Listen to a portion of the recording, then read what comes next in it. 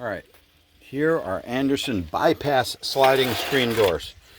I have a customer that needs these. I'm going to have to order a set, and that's exactly what we need for their French doors. Bypass sliding French doors. I adjusted all of the wheels. I used silicone so they slide nicely. You use silicone on your screen doors because it doesn't harm the